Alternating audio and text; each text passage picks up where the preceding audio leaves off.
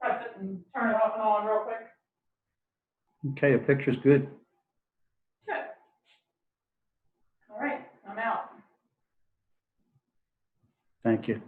You got your audio up? I have audio on, I think. You were muted earlier, so are you unmuted? Yeah, no, that was the other meeting. Okay. I was muted by Anne-Marie muted me. Okay. All right, looks like you're good to go. Looks that way. Hey, Charlie. Hey, How you doing? Happy New Year, bud. Happy New Year.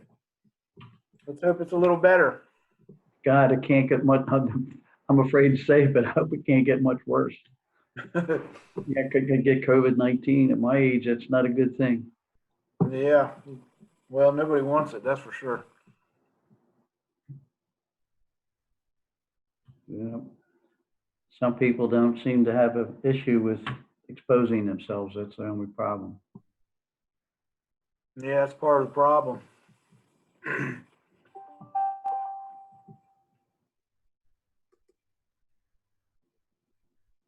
Let's see, speaker, full screen, okay. I've got my full screen on now. Better.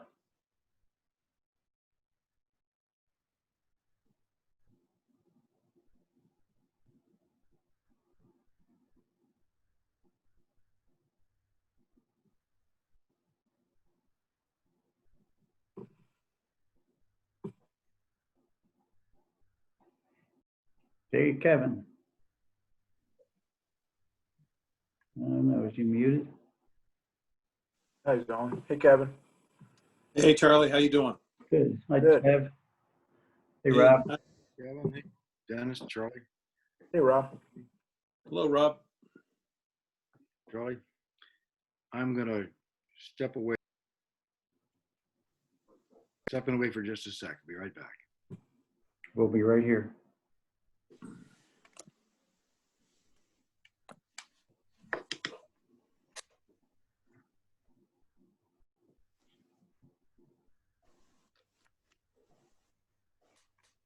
Carl?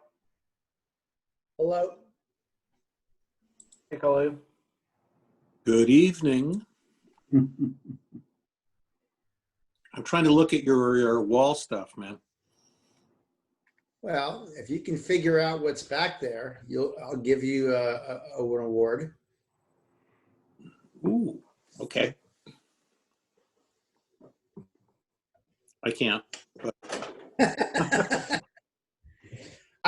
Even when I get up close to that old legislation over there, I can't even read it. I mean, it's impossible to read. It was a bill that I had done years ago. It was pretty interesting. Tort reform, believe it or not.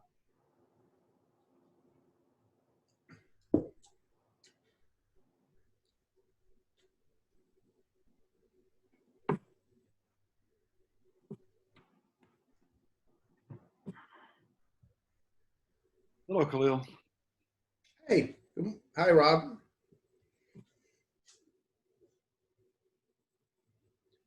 Let's see. What are we? We're looking for. Is Tim on yet? We need Tim and Linda. And Linda.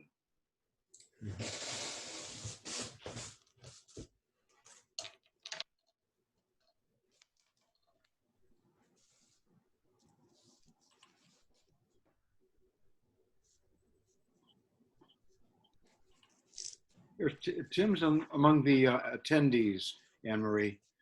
You might promote him. She's not on there. It's just a picture. No, Tim's an attendee. Oh, she's not. Yeah, I know. It's her picture, but she's got to be lurking back there somewhere. She is, I'm sure. She's got to control all of this.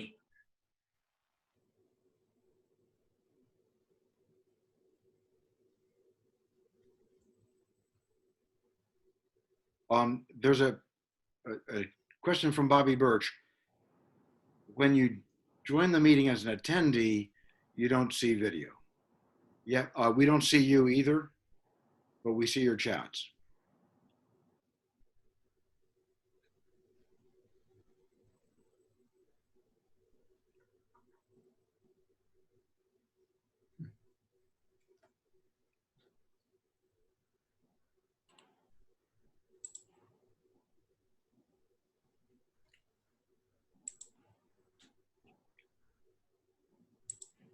Hello, Linda. Hello, how are you? Good. Good. Almost at this. Happy New Year, everyone. Yeah, Happy New Year to you. Happy New Year. Happy New Year. Good. We got Tim now too.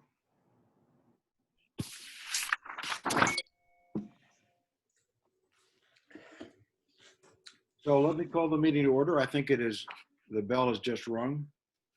It's 6 o'clock and we got the full committee here, all 6 of us, and with Anne Marie and Charlie ex officio. First thing I'd like to say, so that don't need to say it later, 7:30 is our cutoff time if we don't reach it soon. I think nobody will complain about that. We don't have any minutes prepared to review. And Anne Marie, and that goes back 3 meetings now, and this will be the 4th. In order to prepare the report and recommendations so that people can go back and look to see what was said and whether they agree with the draft, it would be useful to have them. Great. I believe that we've asked Jackie to work on those, but I will verify that. Wonderful, thank you.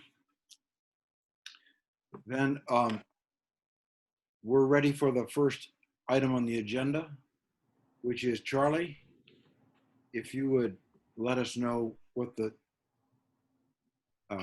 estimate would be to survey the rights of way on the canal side.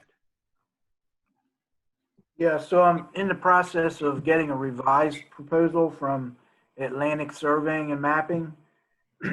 They had given us a proposal in October of 2018 that included $9,800 for the survey work and $2,700 to put the stakes in the ground.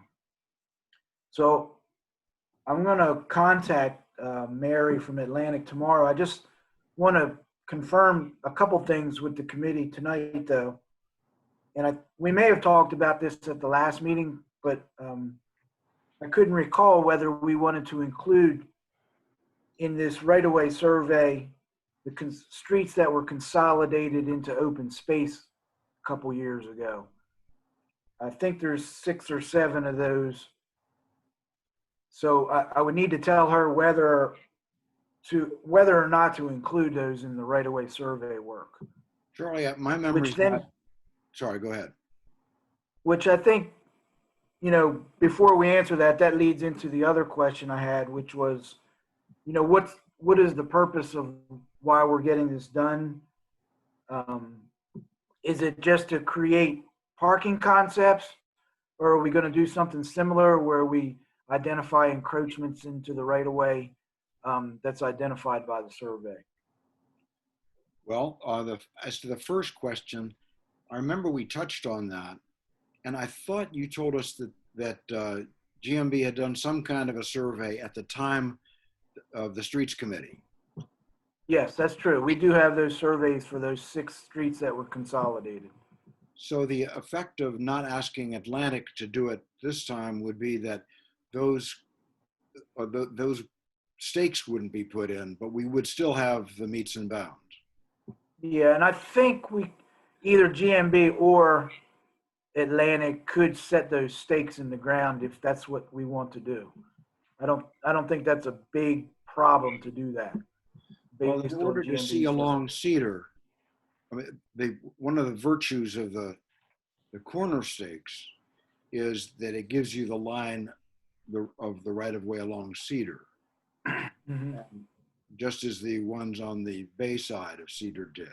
Yes. So I think it would be useful for that. What is the sense of the committee? Well, I think that before we consider whether or not we survey the paper streets, as I refer to them, we have to make a decision as to whether or not we're going to take any action as it relates to the paper streets, any recommendation for identifying public parking. I think that's an issue for discussion before we determine whether or not we want to have it surveyed. Now, the motion that was made before, I think you were careful to limit it to what was on the agenda, which was on the Cape Henlopen Drive side of Savannah. Correct. But presumably, I mean, without stretching a point, you would make the same motion on the Cedar Street side. That would be correct. So. And also keep in mind that it wasn't just paper streets, it was regular streets as well. That Yes, we would get I mean, the but- survey. I'm kind of separating the two, the paper streets and the existing streets like Felton and Odessa and streets like that. Okay, okay. So without doing those, all we know is that we need the, well, help me out, Charlie. What information would we not have if we didn't ask Atlanta to survey the side boundaries of the paper streets?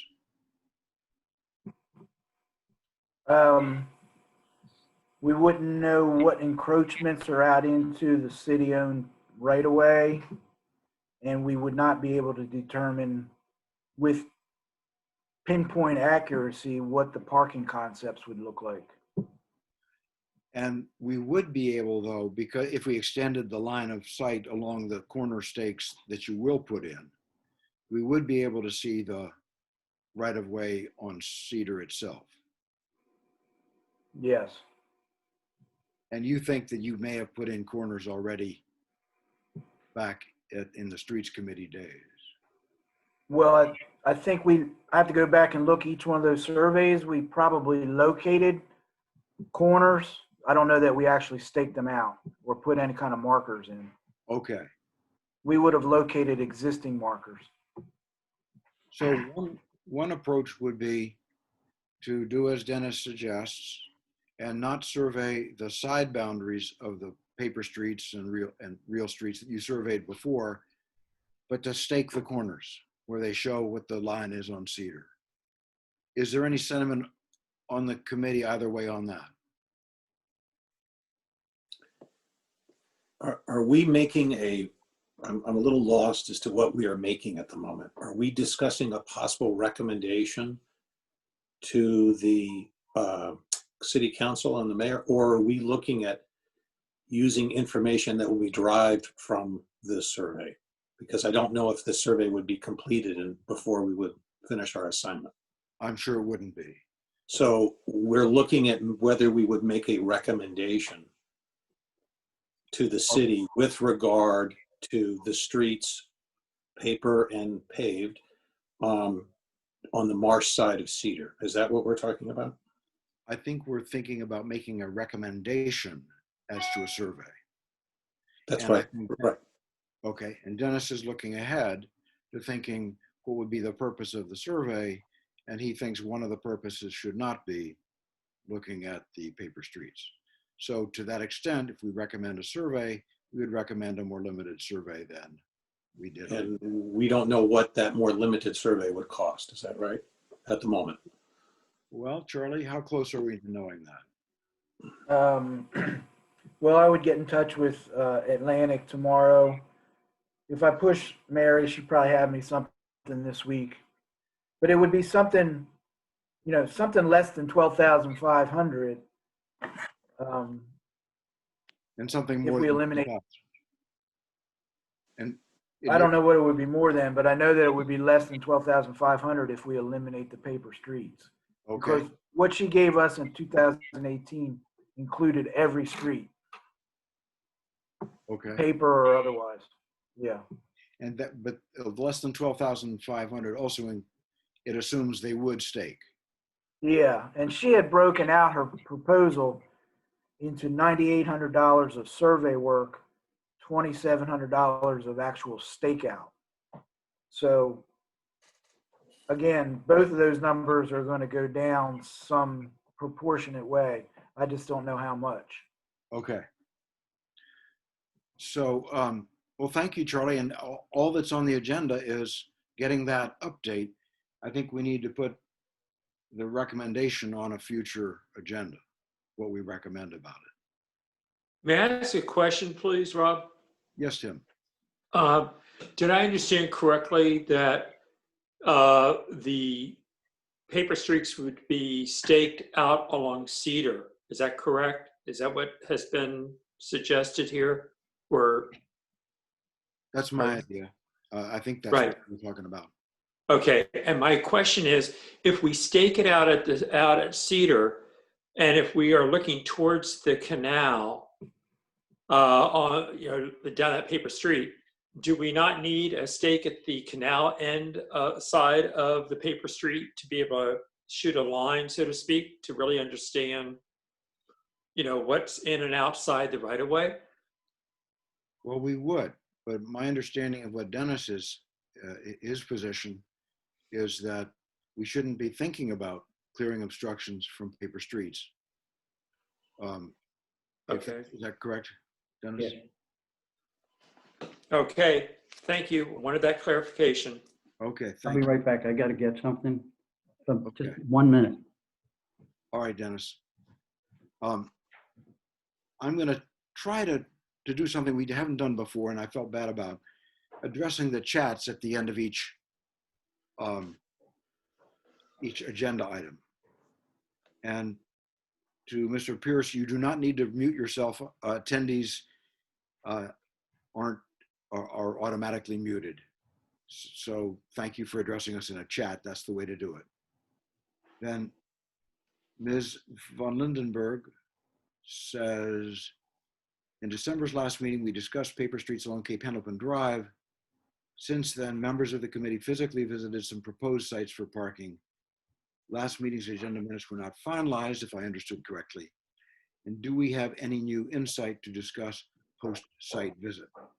Additionally, if the agenda is being pushed by residents on Bay Avenue to relieve parking congestion, is it beyond reason to consider that increasing parking is only going to attract more visitors and not simply serve as a way to alleviate parking congestion?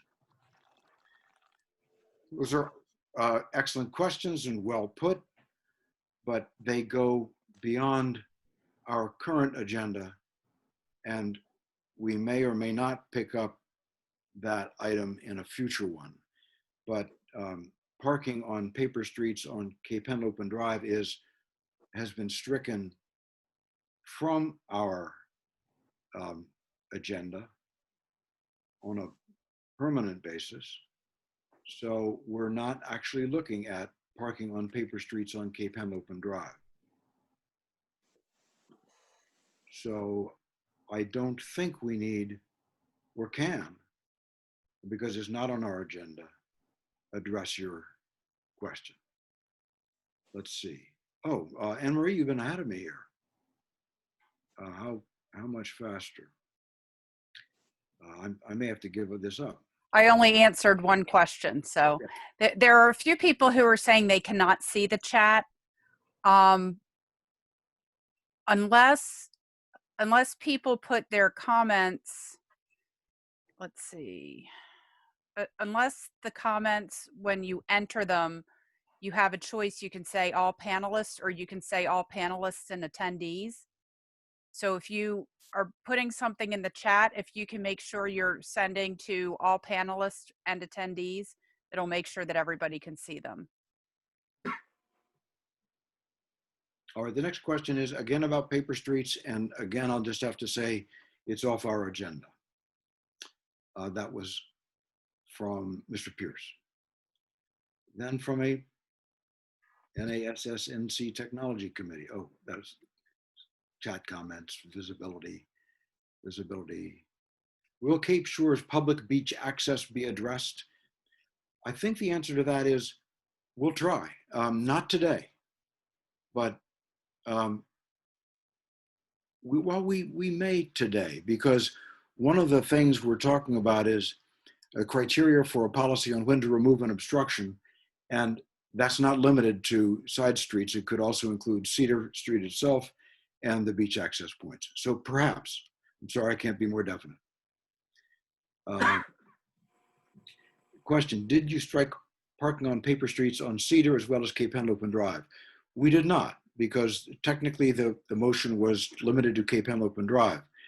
But let me ask this to the committee. there was a majority of 4 to strike parking on paper streets on Cape Henlopen Drive from the agenda. Do any of those 4 would you see it differently on Cedar Street? I would not. I would not either, Rob. I mean, to me, it's a similar issue. It particularly involves the adjacent homeowners for me and the potential and likely devaluation of their property. So just wondering, there's no reason to go into it if there's no vote change on this. No vote change. And I'm not hearing any, so I'm going to take it that the motion extends beyond Cape Henlopen Drive to Cedar Street as well. If you'd like, I would make Yes. a motion. Well, it's not on the agenda. Okay. If this is going to be on the agenda next time, just one thing I think would be important to consider is the difference between the paper streets off of Cape Henlopen and the paper streets off of Cedar is that people currently park on the paper streets or former paper streets off of Cedar. So I think it would be very helpful if the committee, as you address that, have your motion address whether you want to just restrict it so it's no parking or whether you just want to leave it status quo. Thanks, but that's not on the agenda. Right. I'm just saying, so thinking that it would be on next week's agenda or, hopefully that they could consider that. Thank you. Anything else? Let's see. I don't think, am I missing anything? Surely, here's a comment. We do have a hand up too. All right. Can you I can unmute. recognize that person? Yes. So it's Cole Flickinger. If it's an issue related to the survey of the rights of way on Canal. Mr. Flickinger, you should be able to unmute yourself now.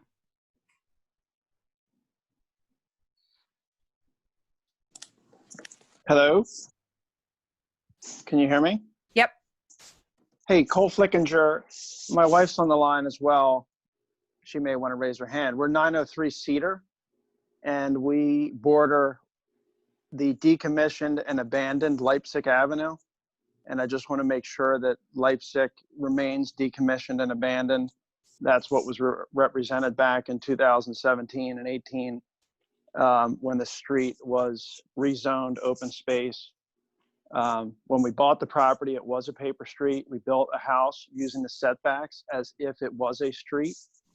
And I brought up concern with the city when the city moved to decommission and abandon the street. And I was told at that time in the meetings that I attended that it was being abandoned and turned to open space and wouldn't change the way that we use the property because of the way that we bought the property, knowing that the street was there. Our driveway could enter from Leipzig, okay? And then the street was abandoned after the house was built and decommissioned. Mr. Flickinger, you probably have heard us discuss the fact that paper streets aren't on the agenda, and they're not going to return to the agenda based on the motion that was made. So Great. It's not something we can address. Okay. It's simply not going to be touched on. But thank you for your comment. But the conversation is whether the city spends money to survey a paper street that has been abandoned and decommissioned. So technically there's not a paper street there anymore. No, it's open space. You're right. But it's still So city I'm land. not sure why the city would spend money to survey a paper street that's no longer a paper street. Thank you for the point. It's a good point, and when we come to make our recommendations, we'll take it into account. Thank Great, you. thank you. Let's see. So next on our agenda, are we ready for the next? Well, Rob, can I ask a question based upon the discussion we're just having and what's on the agenda and not on the agenda? Could you or Tim sort of share what is, I assume we're technically sort of meeting once a week. We have, in theory, 3, maybe 4 more meetings. Could you share what the agenda is for those next 4 meetings? Because I think if we have to make if we want to make a proposal or make a motion, if we need to make sure it's on the agenda before we can make it, I want to make sure we sort of know when we should be making or sharing motions with you to make sure they're included on the agenda. Why don't we handle that, Kevin, right at when we handle adjournment? Before we adjourn, we'll collaborate on an agenda. Thank you. Great, thank you. And Rob, this is Charlie. I just want to confirm that when I get the price for the right-of-way surveys, it's every street, but no paper streets whatsoever. Except for the corner, staking the corners, so that we can Yeah, see okay. on Cedar. Gotcha. Okay. Thanks. All right, so item C2 is continue considering criteria for policy on when to remove an obstruction. We made a start, and I'm afraid not having the minutes and not having great notes, all I think I remember is that we decided that if a removal would improve the line of sight going either way, improve in a safety related context, that we would recommend a removal. I don't think we got any further than that, but I had the feeling there was another point we touched on. The other one that I recall is the driveways, and we decided that we would not do anything about driveways. And I think that was driveways before 2018, when the ordinance was amended. Since then, they're being addressed as they come up. So for extension of a leasehold, also when there's a building permit. So that's being addressed by the building officials currently. Well, I think the question is whether there's a pre-2018 driveway. That's what I recall, Dennis. Yeah. Because in 2018, the ordinance was Right. Was passed. Okay. So pre-2018, we're just not going to touch them, right? That's what I think we agreed on. That's my recollection. But when you say not touch them, it doesn't mean that gravel that extends from the house so that the car can get the road across the right of way isn't going to be touched. But it does mean that we're not going to make anybody narrow their driveway. Well, Wait. if you have a driveway, you have to pass over the right of way to get to the paved street. Right. So I'm not sure I understand exactly what you're saying when you talk about a grass surface, whether it's gravel or whether it's concrete. It was approved by this building official, by the city when the property was built. So I'm not sure where we would go with that. I think you're right. So we covered that. And did we also cover the building permits? I think if there's a building permit for an obstruction, I assume that we would recommend not removing it. Correct. Well, that's the way I feel. I mean, if the city approved it, the city approved it. so let me Whether it's pre or post 218. Let me get the consensus of the committee on that. Anybody object? I just want to understand, and I apologize, I'm apparently being very slow, but do people submit right-of-way violations as part of their building permit and then have them approved by the city? Has that been an ongoing practice? I have no idea. I don't think so. I believe that. Well, that if seems you to be, submit your building permit, it shows where your driveway is going to be. Is that not right, Anne Marie? Right. The only obstructions or encroachments, whatever you want to call them, that we would approve in the right of way would be a driveway. And I think at this point, the code limits it to 20 feet. So we need to make sure that they're not exceeding 20 feet. and has that limitation been enforced? I know of one where the permit showed it at 20 feet, but it was built larger. And I don't know that it's been resolved. Thank you, Emily. So we've covered building permits. This is going pretty quickly. I want to, I'm sorry, I'm not going to delay this, but I just want to, I don't know what I'm voting on with regard till I see the language, because the version I seem to be hearing audibly seems to be a little counterintuitive. So I would just like to register, if there ever are minutes, that I'm not voting yet because I don't really know what is the specific sort of activity or occurrence you're trying to address yet. I'm sorry. On this last item, Kevin, Yes.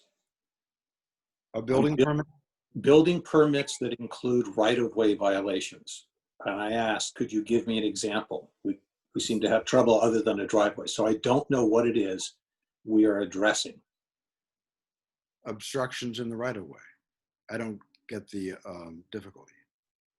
You're asking us this is why I think we should reduce it. This is exactly where we were last time in writing. It seems to be you're saying where a building permit includes, other than a driveway, an obstruction, an impediment, whatever is the term used, in a right of way. What is our position on that? I think that's what you're asking. Yes. And I said, again, does this happen? And I think your Other point than- is we shouldn't, other than a driveway, there shouldn't be any building permits because Right. we don't So this issue is what them. I'm struggling with. Is this an ongoing practice that needs to be? Right. Yeah. I would presume that the building officials would not allow obstructions in the right of way other than a driveway. And the driveway has to be 20 feet wide, no, a maximum of 20 feet. And that's one Correct. driveway per house, I believe, too. Pardon? One driveway per house, per dwelling. One. Yeah. So then may I go on to another one? I think, subject to Kevin's checking the language of how we draft this, which is reasonable, and I think we can all make that reservation. Sure. Is the obstruction that we are considering whether or not to remove an old sidewalk or an old curb? Again, I would ask for consensus that in such a case, we would not recommend removal. That would be my position. I wouldn't recommend. And what's your logic, please, Rob? Say again, please. What is your logic for not calling those structures encroachments or obstructions? The logic is that they're old. The ones I I've see. seen are decades and decades old. Now, there may be, obviously, we're not going to let somebody build a new curb in the right of way. And I don't think we have recently. But some of these things, like the one on Oregon Avenue that leads, that's on the left side as you face the bay, that looks as though it's been there The forever. famous 1935 sidewalk, yes. Right. That would be correct. So that's, is there a consensus on that? Or anybody not agree with that? The only objection that I will raise is describing something as old is a highly subjective evaluation. And Dennis is able to recite the history on that particular sidewalk because of his history, his legacy here on Lewes Beach. But at other locations, what's old? Is 10 years old? That's a good question. So why don't we say, first of all, leave it to the reasonable opinion of the building official, and next say how old we think is old. I would think maybe 20 years. I would think anything that's been established over the years that the city has allowed and not gone in and moved. A lot of these streets over here, not just Oregon Avenue, but many of them have been as they are right now for years and years and years. Yeah, but I would prefer to leave it to the building official. It's just like is in the policy that where practical, then the building official will determine what should or shouldn't be removed. I would prefer we get down that road than us try to tell them what to do. Well, I think we need to tell them what to do, Dennis, because otherwise we have the risk of inconsistent in applications. And Right. so I think we need to give criteria for the protection of the city. Well, Right. if here's my struggle. I'm like Kevin. Oh, I'm so I sorry. have trouble reconciling what we're saying. We have indicated that we have moved back to the city to enforce their policy as it regards to obstructions in the right of way on the connecting streets. And what we're doing now is looking at what we're talking about as to what obstructions we're suggesting they remove. And I feel that once we give that to them, then it's up to them to make that decision where practical, what should be removed. We've already covered this, I think, your point before, Dennis.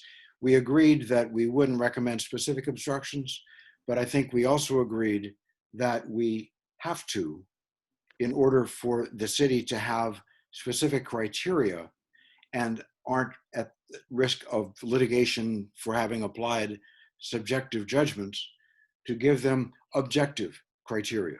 This would be a That's what we're trying to do recommendation. here. I presume this would be a recommendation. Yes. All right. So then my next one, I think we've got consensus on old sidewalk or curb, and whether it's old or not, to the reasonable judgment of the building official. Okay. Then is it an old tree? There are a few that, and assuming that they're not in the line of sight, because unfortunately, there's a couple of trees that do block the line of sight. If it's an old tree, perhaps we want to recommend it not be removed. But then we have the question along the lines that Tim raised: how do we determine? First of all, is there consensus that we don't want to remove a tree of a certain age or size? Is there any objection to that? No, Idea? a question I have on that line is if the city says a tree has to be removed, who's going to pay for it? The property owner. If the property owner bought it recently and it was there when they bought the property, how do you do that? You give them notice.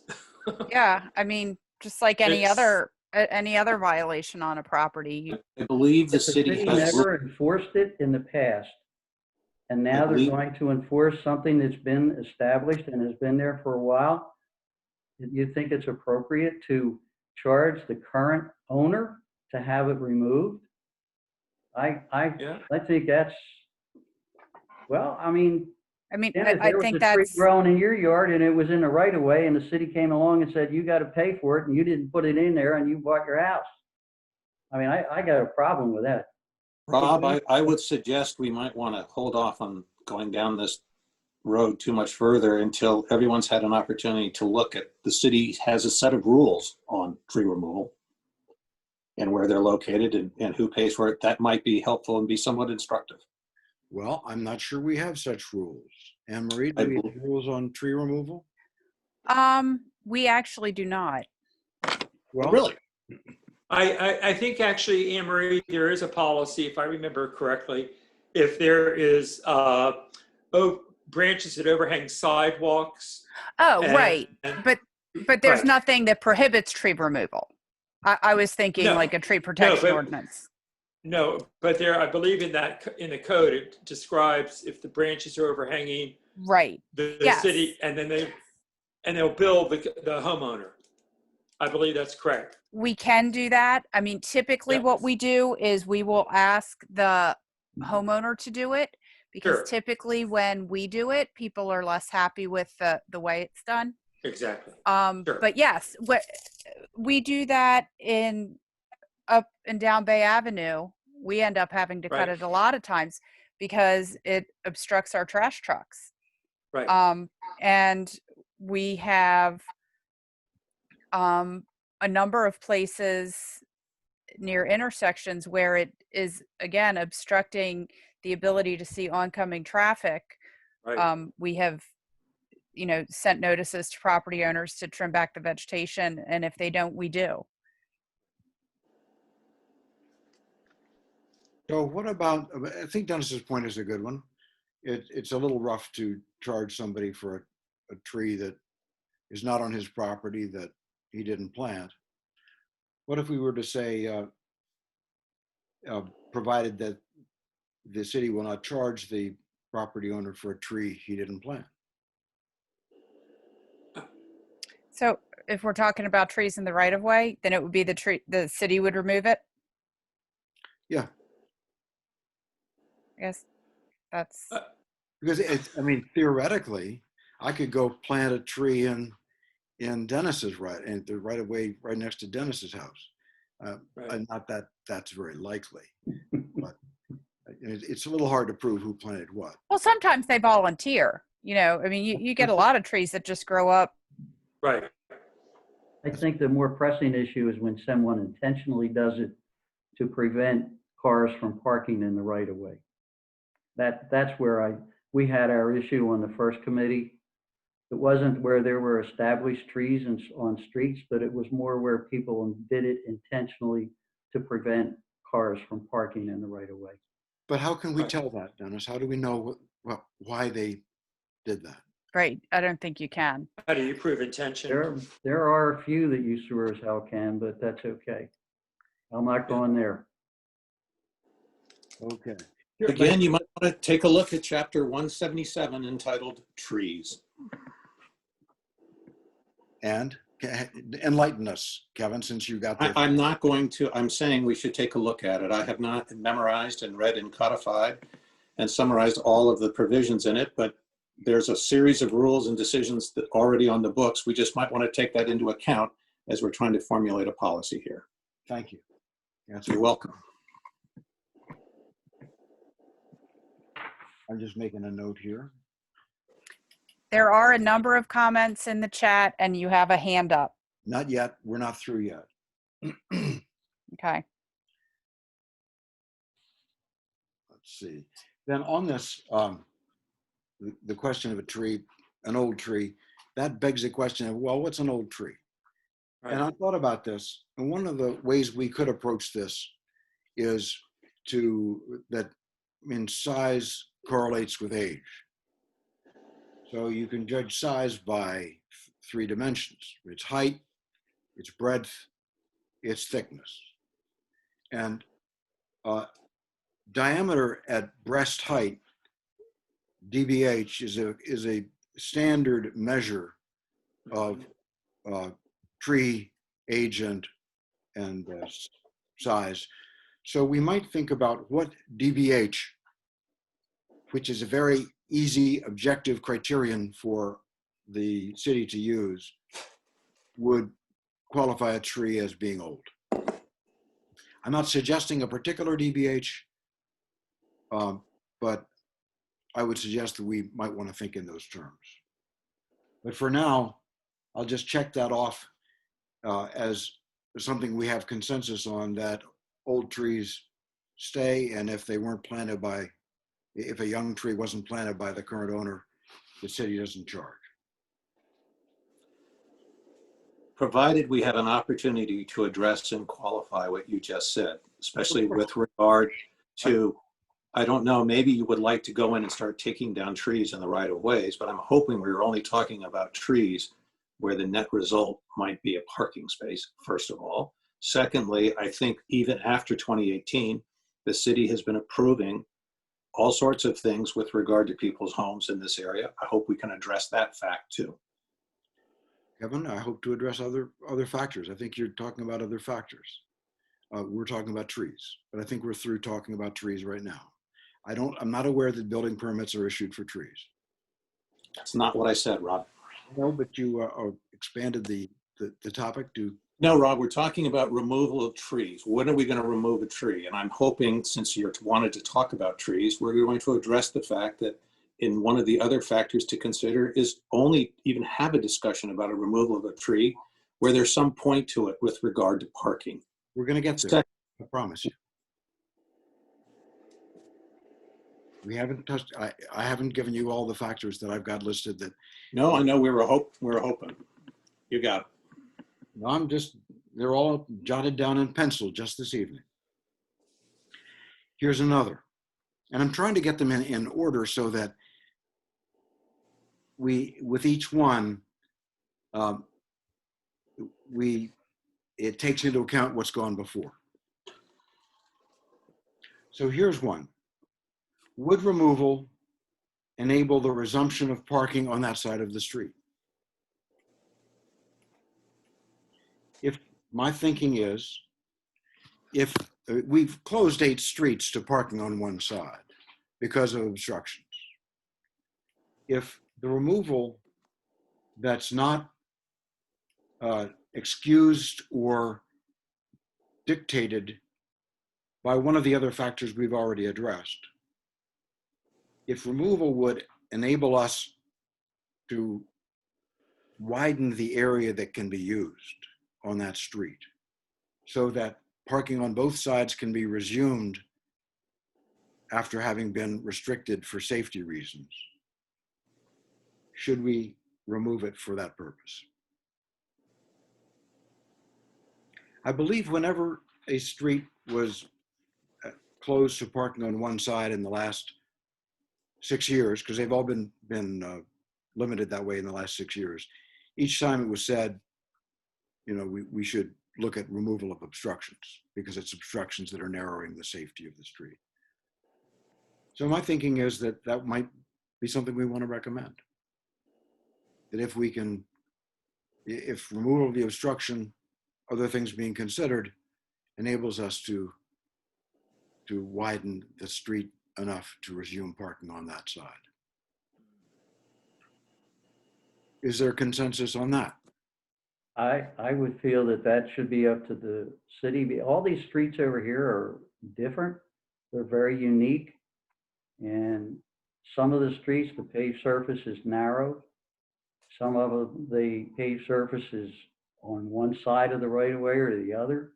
And I think you have to look at each street individually and see what's on either side and whether or not you can do those things in a practical manner. I think that's right. And I would defer that one to the building official that's Well, going to enforce the encroachments. So if you want the building official to to require that an obstruction be removed, even if it wouldn't enable parking to be restored on that side? When you say on that side, one tree isn't going to affect the entire length of the street. So to me, it's a little difficult to say removal of a tree is going to allow parking on that side of the street. Because they're all different. We've dealt with trees, Dennis. So this would be some other kind of obstruction. If a tree is too new, it's not protected. If it's old enough, it is. So again, obstructions, depending on how long they've been there, has they been allowed and permitted by the city? I think that goes down a path where I honestly don't feel that we should be going. There's so many factors involved in that. And that's what we're trying to pin down. We're trying to pin down the factors. We're talking about an area that has never been regulated in this manner. And to come in and attempt to recover stuff in the right of way that's been there for years, seems to me that it's in total disregard of the people that live here. I just don't think we should be going there. The question is to guide the city in their exercise of judgment. We're asking the city to use as one factor, would removal enable resumption of parking? If not, forget about it. Forget about it at this point. So what we're saying is, let me finish. What you're actually suggesting is that we widen the city's discretion so that they can require an obstruction to be removed, even if we think it shouldn't be. That's not at all what I'm saying. The policy reads that where practical, they would recover the right of way. And I think that that discretion of where practical should be left in the hands of the city. Dennis, with respect, you made this argument several meetings ago, and we voted that that we should continue to focus on specific criteria to recommend to the building officials. So I'm going to continue asking: did anybody object to that specific criterion besides Dennis? Rob, it's Khalil. I would object, but I would also object, frankly, to this whole entire discussion of right-of-ways, in that I think it's premature, in that before we start even discussing right-of-ways, which I've mentioned before, I think we really have to get a better handle on the capacity of Lewes Beach from Savannah to Roosevelt Inlet. And this whole committee is designed to kind of to address parking issues here. And parking cannot be addressed unless we understand what our capacity is, how many residents we have and their guests generally, and how many potential parking spaces we would need. You know, like most people on Lewes Beach, I don't want Lewes Beach to become a huge public parking lot. I don't think it should be. I mean, we through the Warner mandate, it is a public beach and it does have public access. But until we get our arms around the capacity of Lewes Beach, and anyone who was on Lewes Beach this summer knows it was much, much more difficult to find a spot for your chair and others than it ever has been. The beach erosion issues continue. Some days the beaches are bigger, some days are smaller. I'm not sure. I'm not an environmental engineer. I can't tell you about the size of the beach, but I do know that capacity is an issue. And I think once we get our arms around that, then it's much better, much easier to understand how many parking spots we were looking for, and how do we go about designating them. I mentioned at the last meeting, you know, really between Cedar and the Marsh, there's probably a fair amount of parking over there. However, you also have an issue of people parking there, then having to cross Cedar, which then becomes a safety issue. That's the same issue we would have if you permitted, which I don't support, parking on paper streets. So that's why I would oppose any discussion of criteria on right-of-ways, because I think we need to find out what the capacity is first. We may not even need to address right-of-ways because we may have plenty of parking capacity elsewhere, whether it's down in Roosevelt Inlet, whether it's in front of the corner here of Cedar and Ohio, or the Children's Beach House. So that's my view on any kind of right-of-way discussion or recommendations. Well, Khalil, let me ask you this.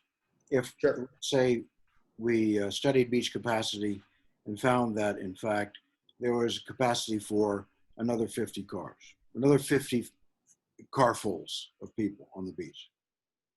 Mm-hmm. Where would we put them? Where would we find those spaces? Wouldn't we want to have identified where we could? Yes, absolutely. And we want to, I think it's critically important that we identify and delineate exactly what is considered a legal parking spot. And I think that is the critical issue. But I don't think we need to find it on every street, in every right-of-way encroachment. I think we need to understand, as you may have, let's just use your example. If we have space for 50 people, 50 cars outside of the homeowners here, as well as their driveways, actually, I think you could find 50 pretty easily if that was the number, based on what I've seen in terms of right-of-ways that are not encroached. There's no encroachment on certain streets.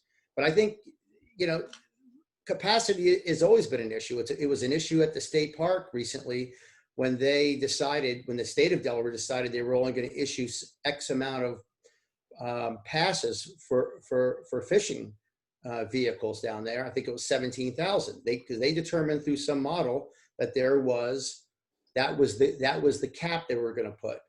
I believe in our last conversation when we discussed expanding the parking on Lot 1 on Cape Henlopen Drive, Dennis had mentioned and others had mentioned that that was objected to by the city because it would A, overwhelm the beach, and B, overwhelm the restroom facility there.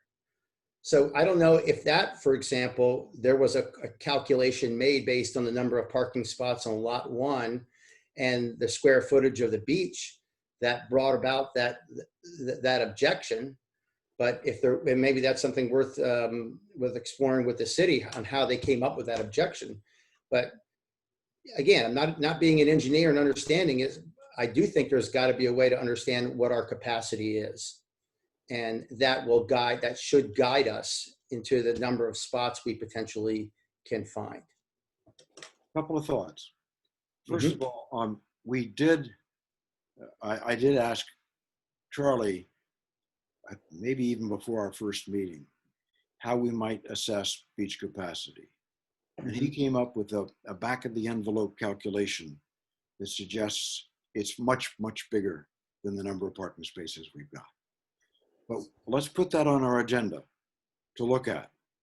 Okay. But what I would suggest is that what we're doing now is actually, we're taking all our information on rights of ways and encroachments, and we're carving back on what we intend to recommend to the city, so that the result of our recommendations will be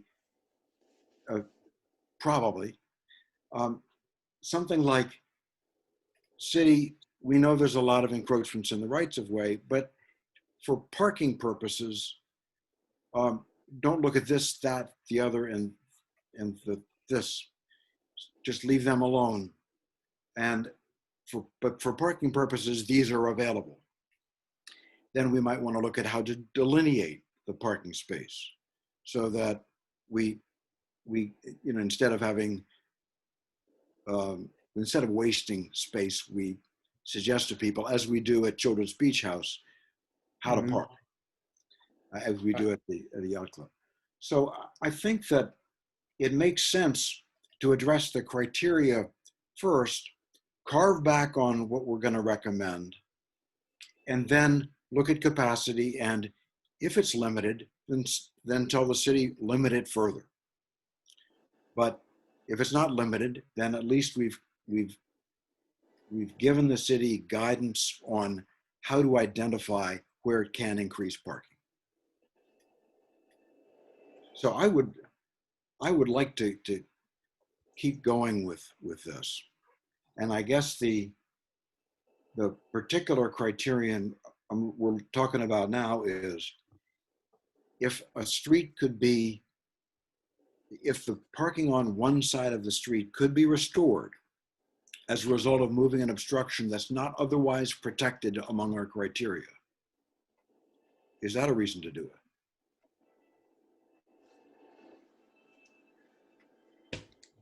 I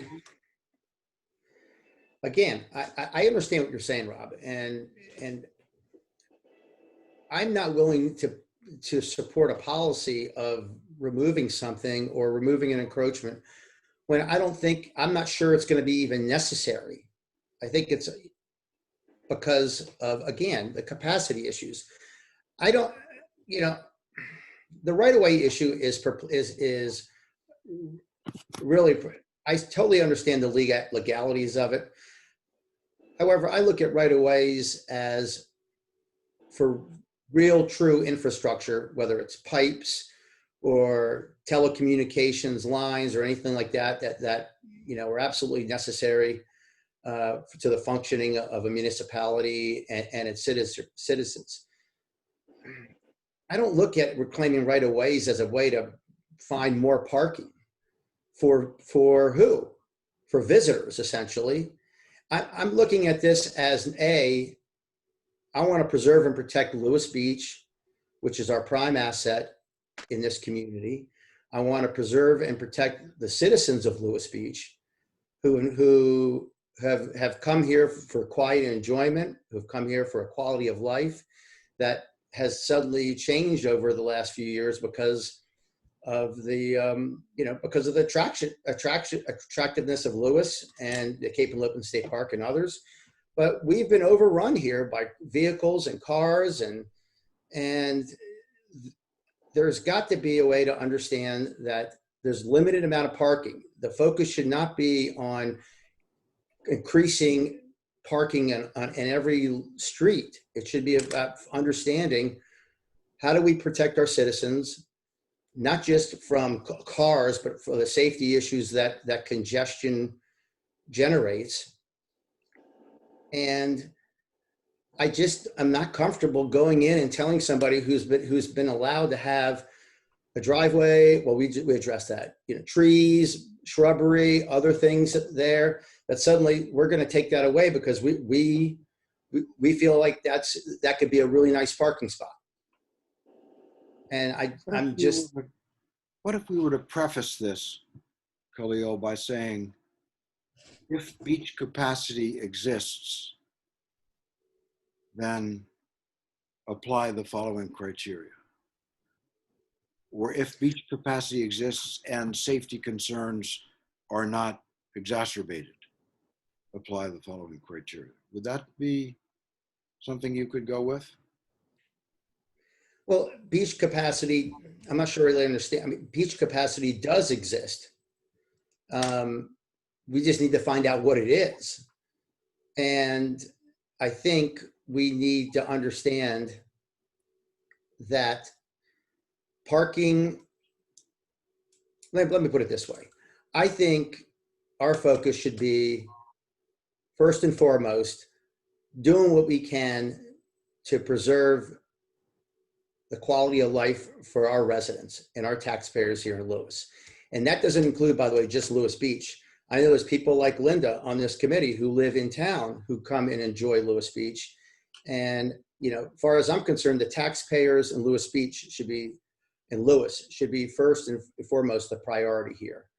And it's, plenty of people in Lewes Beach don't have parking outside of their street, although they have ample parking in their driveway. Going with what you just said, I mean, I'm not sure I can go there, Rob. I want to find out what capacity is first. And I want to find out where we have easily recognized legitimate parking spots, legal parking spots that we can designate. And I'd like to go there first before we start even discussing right-of-ways and reclaiming right-of-ways to create more parking. I agree with Khalil. So, Khalil, here we are on this agenda item. I think we got to continue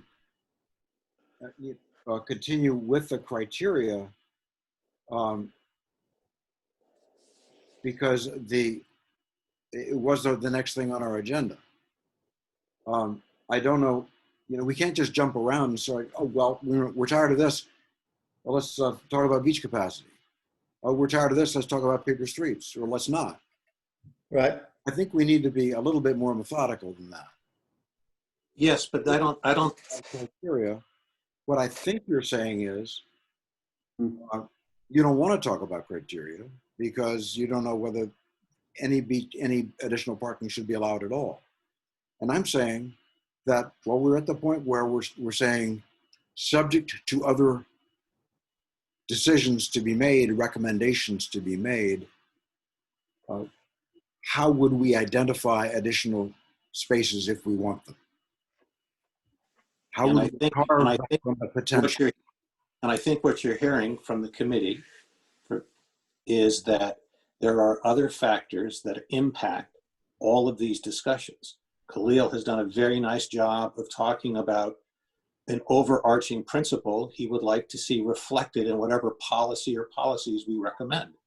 I think that makes great sense. I think all of us want transparency. All of us want uniformity. All of us want consistency. We've never had an explanation yet. You might smile, Rob, but I think all of us agree on those things. We don't talk about it, but it would help as we're moving forward to explain how we're going to incorporate those principles in whatever it is we're recommending. We have yet to discuss the city's current policy. There's an implication throughout this that it's wrong. I'd like to make sure we all understand it and know what may be wrong, because I thought in reading it, quite a bit of it made sense. And so, in other words, if the very first word or the very first introductory phrase of that policy is perspective, this entire discussion changes. And so I think what Khalil is doing is fair, because all of the things, when we talk about beach capacity, we talk about all these things, they all impact how we hopefully will have an opportunity to draft a recommendation. So I think it's a totally legitimate argument. So the argument is to abandon discussion of the agenda item on considering criteria. Am I hearing your suggestion right, Kevin? No, Rob, what I'm saying is, I don't think we're going through a list known only to you of different things you'd like to raise. You have an order you want to follow. That's fine. That's your prerogative. You've ruled other considerations out of order. A lot of us are sitting here struggling, I believe, trying to know how we're going to fashion a policy recommendation in such an abstract manner, since we are not talking about the overarching principles that are going to cabin whatever it is we're recommending. And I think that's what Khalil was trying to insert. It's certainly what I was been trying to insert for the last 2 times we've had these discussions. So I think, no, I'm not trying to say we stop, we'll follow your lead on how you want to proceed here, but I think you have to recognize with all of these different little factoids you've come up with, or little factors, they all are part and related to a much broader issue. I agree. The Lewes Beach is a very broad issue, and it has many aspects that are not in our charge. Our charge is to consider parking-related aspects. I think if we look at overarching principles, that can lead us down many rat holes. So it does sound to me that, Kevin, despite your saying that they're related, that you would like to abandon discussion of the criteria and move on to what? I'll try it one more time, Rob. Don't know how else to say it. I'm not saying we abandon it. You want to have this discussion. I'm just saying I think there are other factors than the ones you're raising that should be discussed as part of whatever policy recommendation we may want or not want to make with regard to right-of-ways. Khalil has offered one. I've offered some. Hopefully we will have an opportunity at some point to raise these other issues. It would also be help, and I will raise it again, for an explanation of the city has a right-of-way policy. The last committee voted, or the city council approved, a right-of-way policy based upon some of the recommendations made by the committee, Dennis, that you were a part of. I think it would be helpful to make sure we understand what happened with those recommendations. They're very specific. What were the consequences of them? What's being done differently today based upon what was approved by the city council and the mayor 2.5 years ago? Kevin, I think everything you say makes great sense. What I hear is you're suggesting as an agenda item, we discuss the current policy. What I hear Khalil saying is, as an agenda item, we discuss beach capacity. Those are absolutely relevant, but we have to discuss stuff in some order, and we can't jump back and forth. So the criteria are one aspect. So that's not going to be the end of our discussion. That's not going to be the only thing we report and recommend on, but I think it would be part of what we report and recommend on. And all I'm trying to do is efficiently get through them. And I thought we were making some progress, but it got, for some reason on this particular criterion, it got sidetracked. So let's ignore that criterion and see whether others are more attractive as points of discussion. But looking ahead to when we decide the next agendas, let's bear in mind Khalil's idea and yours. I think they're good. So one of the criteria, and I think that there's probably going to be consensus on this, is the obstruction beyond 10 feet from the pavement. I think that I assume there's consensus that if it's beyond 10 feet from the edge of the pavement, we're not interested in recommending to the city that it remove it because it's not going to increase parallel parking. Is there anybody who disagrees with that? Would anybody like to speak to that? I agree with it. And does anybody not agree with it? Great. Okay, yeah. That was an easy one. Well, Tim, did you want to say something? No, I don't want to say anything. Go ahead. Okay. The next is it on the same side of Cedar? No, sorry. Is it on the same side of a side street as a stop sign on Cedar? And is it within 30 feet of that stop sign? In other words, if you're heading towards Cedar on a side street, is it within 30 feet of that stop sign? What within 30 feet? Say again, please. Is what within 30 feet? The obstruction that we're considering whether to recommend removal. My thought is, if it is within 30 feet, you're not going to get parking there anyway. Why remove it? Well, I believe that we talked about parking within 30 feet of a stop sign on the connector streets and said that we would not enforce that because we would lose so many parking places over here. I thought that was on the stop signs within 30 feet of the stop signs on Bay. We're talking about Cedar. On the connector streets. Yes, we're talking about a stop sign on a connector street before you get as you get to Cedar. Yes, so if I'm driving down my street I'm driving down Oregon Avenue and I come to a stop sign, we said that we would not prohibit parking within that 30 feet. As I recall, Dennis, I may be mistaken, but as I recall, we did say that if you're driving towards Bay, but if you're driving towards Cedar, you need that 30 feet for visibility. I have driven down a number of these streets just to check out that theory. And those stop signs are far enough away from the paved surface that you can't see hardly anything. You have to go beyond that. And I know we had this conversation with Tom Spell in the last meeting, and we said we would not do that because if you can't park within 30 feet of that, who knows that? I mean, most people don't know in the state of Delaware that you can't park. There's a statute that says you can't park within 30 feet. There's nothing marked here. When you go over town, there are yellow lines indicating you can't park there. Right. What we had talked about was that if we're going to do that at Cedar, we could extend the paint that we've put on Cedar in front of the stop signs on the side streets as well. Do you want to put it from the stop sign to the paved surface of Cedar? Or were you thinking more than that? Whatever the intention is. I mean, I think, you know, the state law is 30 feet. I think if we're going to add paint, it probably would be inappropriate to add less than 30 feet from the stop sign because if somebody parks within 30 feet of a stop sign and the officer who is patrolling deems it to be a safety hazard for whatever reason, we don't want to create a position where they can't ticket it. I know that we talked about this before and we made the decision that we would not, in our last committee, we made the decision we would not enforce the 30-foot no parking in front of a stop sign.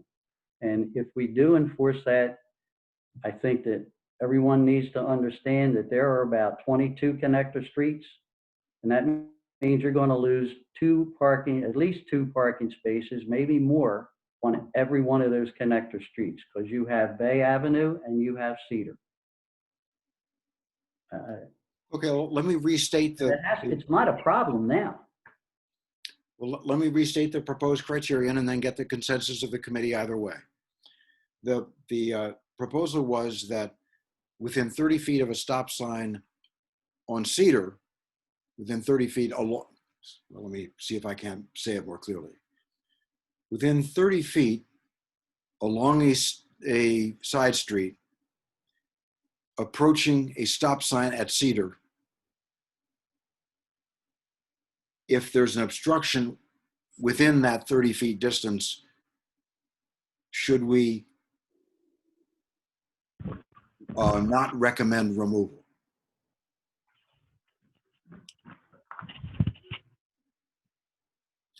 As I hear Dennis, he's saying that within 30 feet of a stop sign, whether it's on Cedar or on Bay, you may not want to enforce that because you'd lose too much parking.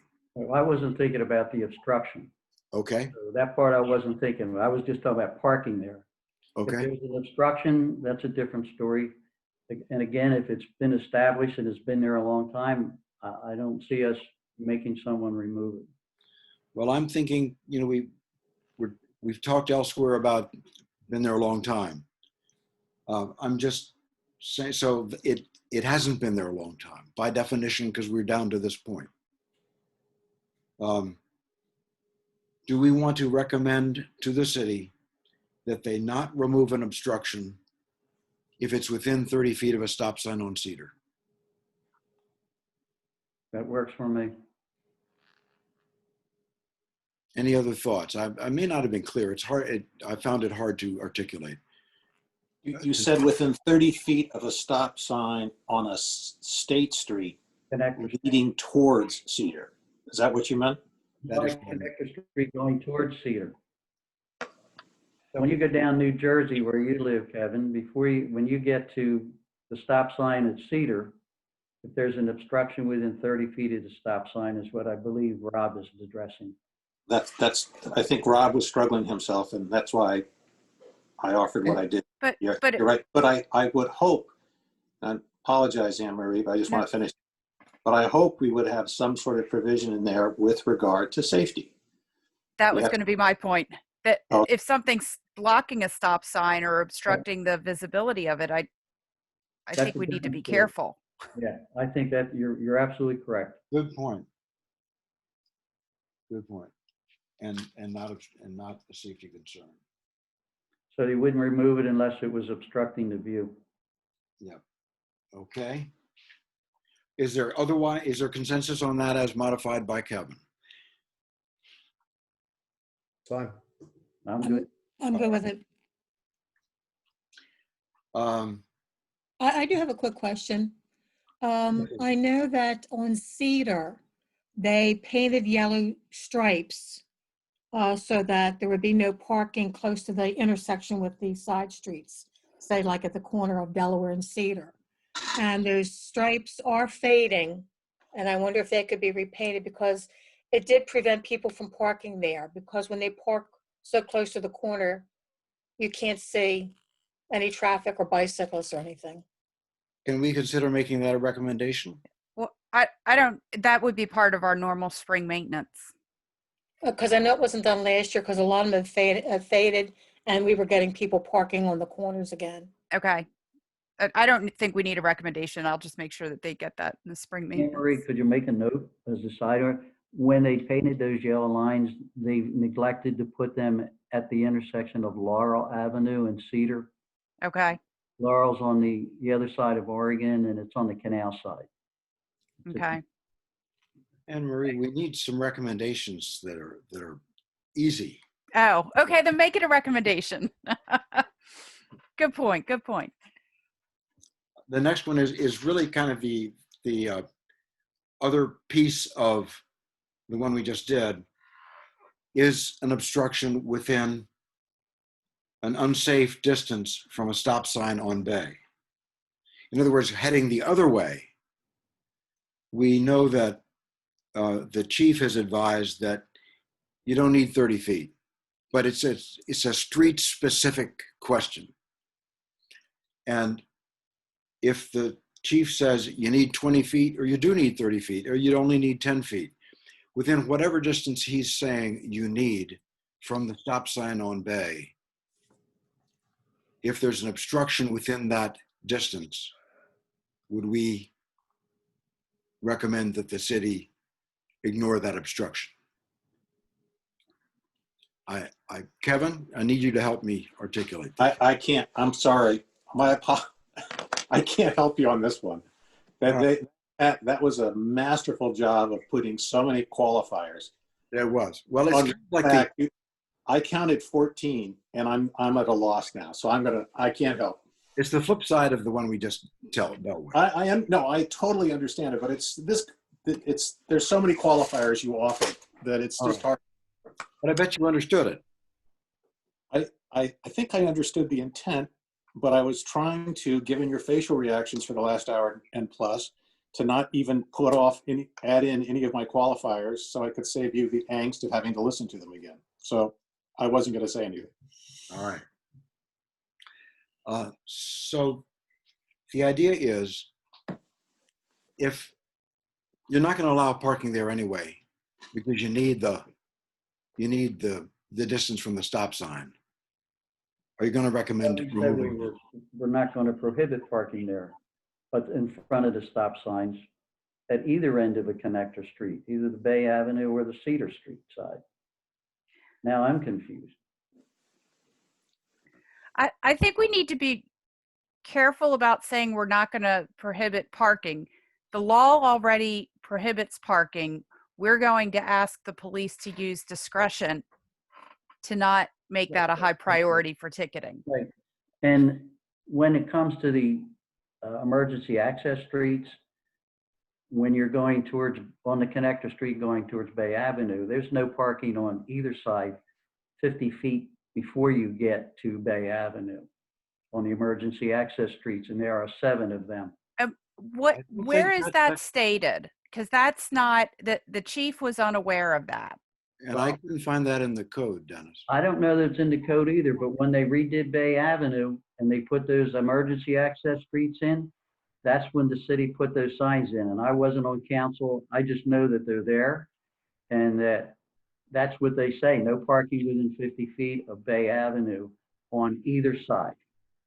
And it all goes back to when the house down at the corner of New Jersey and Bay got hit by lightning and the hook and ladder couldn't get around Oregon Avenue.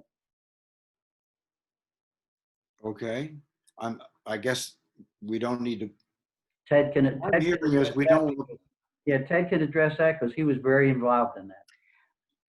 What I'm hearing is that we're not really excited about marking off a distance from Bay Avenue within which you can't park, and so we're not interested in obstructions in that area anyway. It works for me. So we'll just skip that one too. And I've only got one more. It's kind of a one more on the side streets. Would removal create another parking space? If not, why bother with it? Because we're, as Dennis has pointed out, we're all about parking on this committee. So I assume that we would agree that if removing the obstruction wouldn't create another parking space and isn't a line of sight concern and so forth, then we wouldn't recommend it be removed. Anybody disagree with that? No.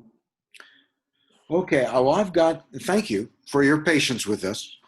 I've got some fodder for recommendations, which will of course be worked together with the other factors that we're going to address. Okay. And as Rob said, Anne Marie, getting the minutes is going to be very, very important when we get down to making these reports. then I would like to hit 2 other points on the criteria. There's the beach access.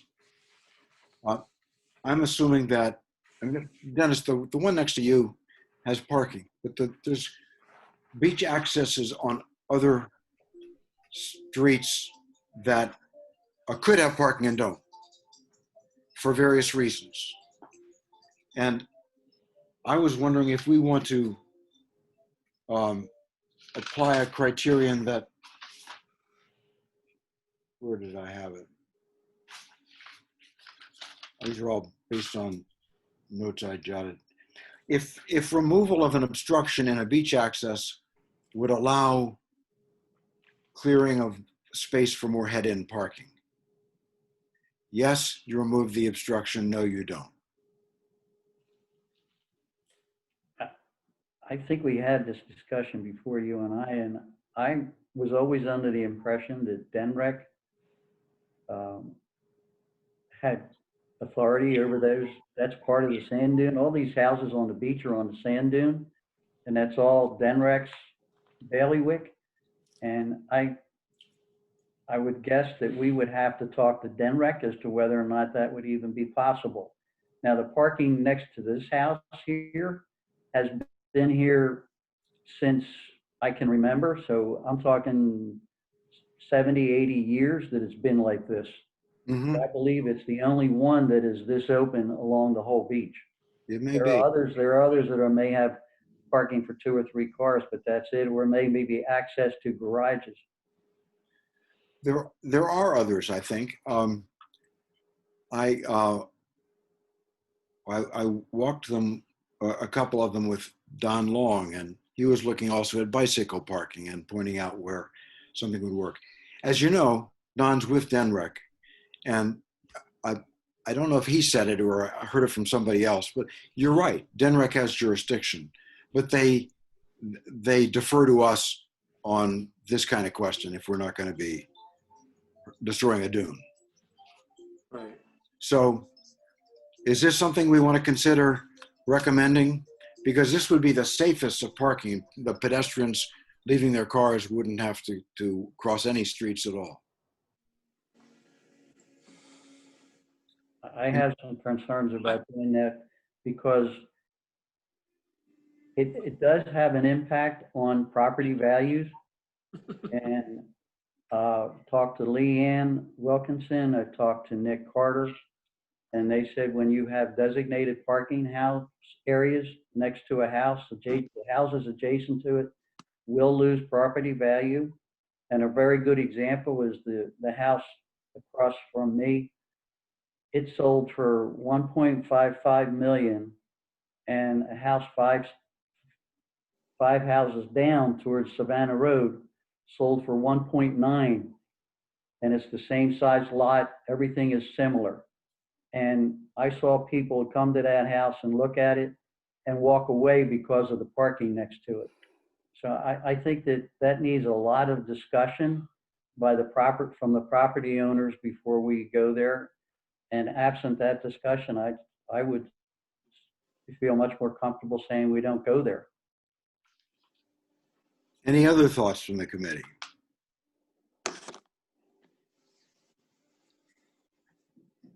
Hearing none. Say again. I agree with that. Yeah. Okay. I'll speak up. I disagree. Okay. Yep. I don't think we're looking for a vote on this. What I'm trying to struggle towards is how to draft a report. Right.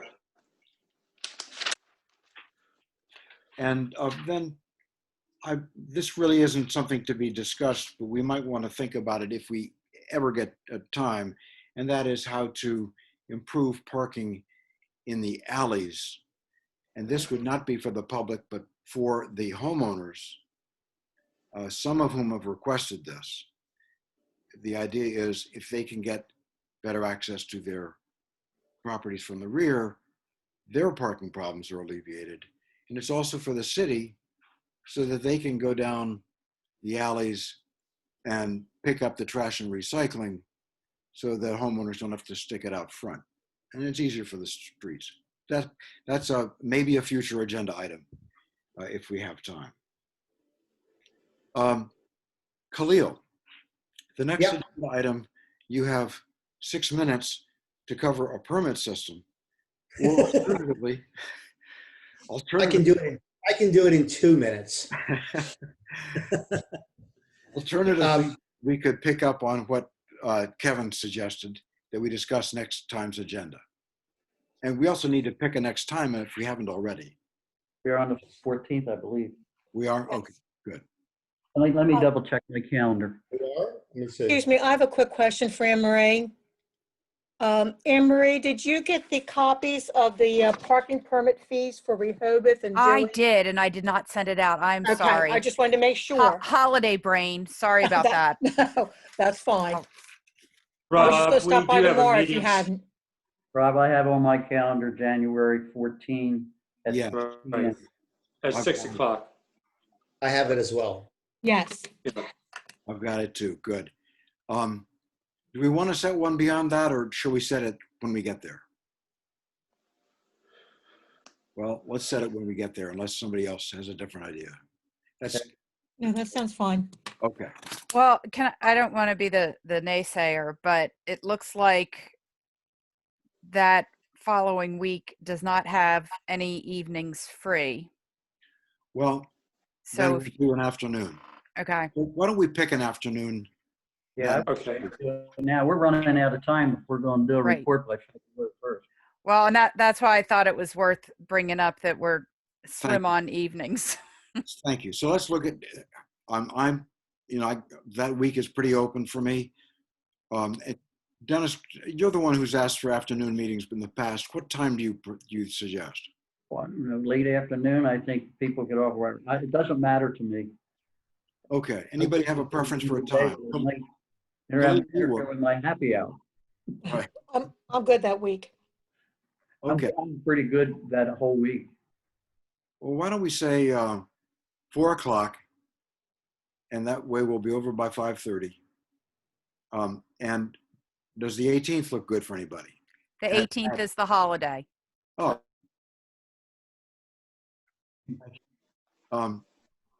The 19th. I'm fine. That works. Okay, 4 o'clock on the 19th. Anybody not good for that? No, that works for me too. All right, then let's do that. Anne Marie, can you? Yep. Carve that down. All right. So Khalil and Kevin, you've both recommended agenda items. Khalil, you've got one. You've got the lead on permit. I don't know if you want to tackle that first, or capacity, or Kevin, what are your thoughts?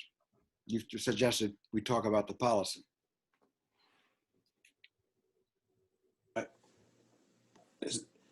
Are you suggesting that we address permits in the remaining 2 minutes?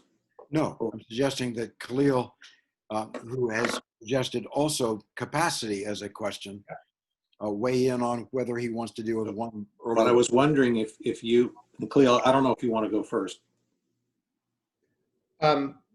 Look, I consider them both hand in hand.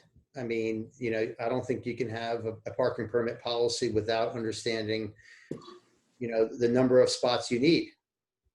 And for example, whether there are, and that will dictate, for example, is it something that needs to be a revenue generator for the city, i.e.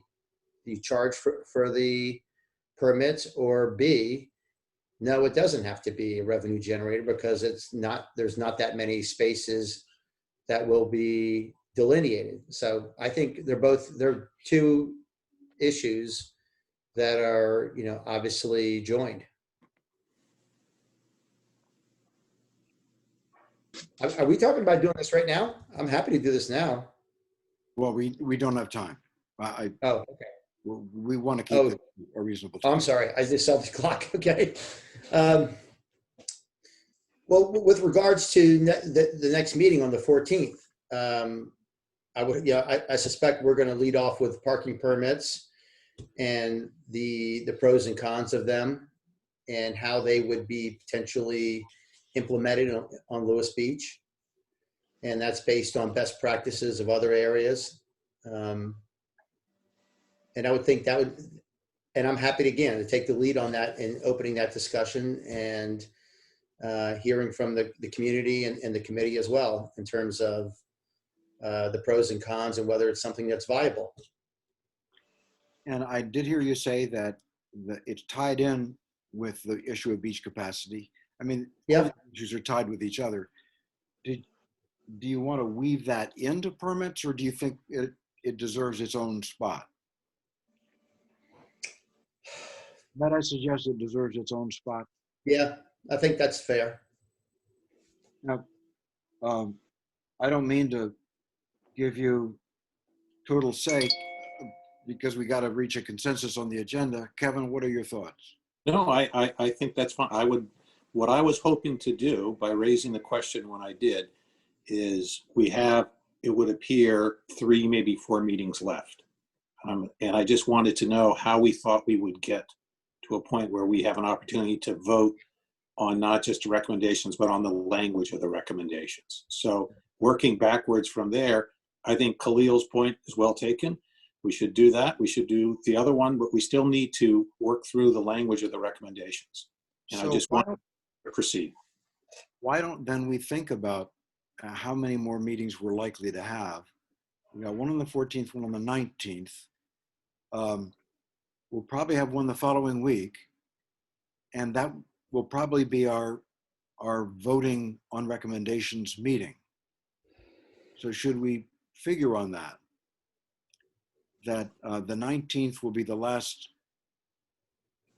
discussion of the issues that go into the report, and except that the following week we'll discuss everything because it will all tie into what we say in our report. You want to pick a date that last week now? Why not? Why not carve it out now? Good idea. Anybody mind? Let's see. I'm looking good on the. Does anybody have bad days? I think the 25th for me is a bad day. Okay. Any others? I'm the 28th and 29th would not work for me. Yeah, 28th is bad for me as well. Okay. So we're looking at the 26th and 27th. 26th works for me, 4 o'clock. I prefer the 26th. Okay. 26 is good. 26 at, can we make it 3 o'clock? Okay. Because I've got something at 5. Okay. Okay, 3 o'clock on the 26th for probably our last meeting.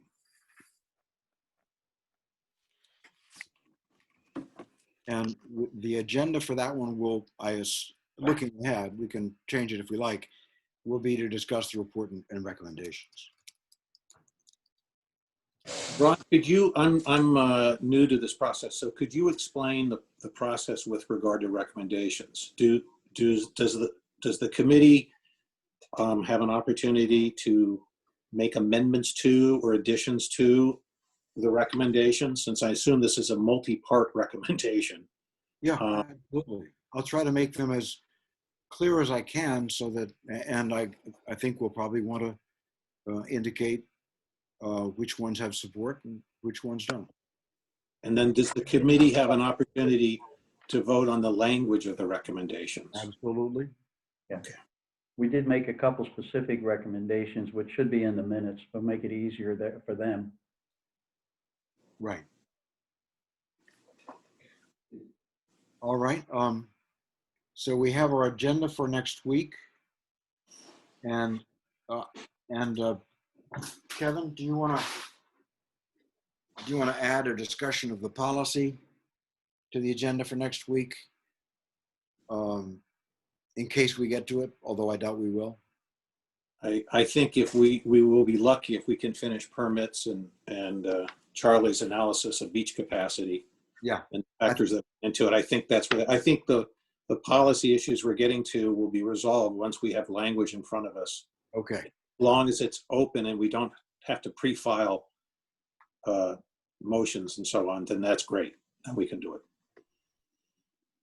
In other words, if I want to make sure that if we I don't want to have an opportunity that suddenly on the 26th we will, if you want to make a motion to change something or add something, we have to have filed it before the meeting on the 26th.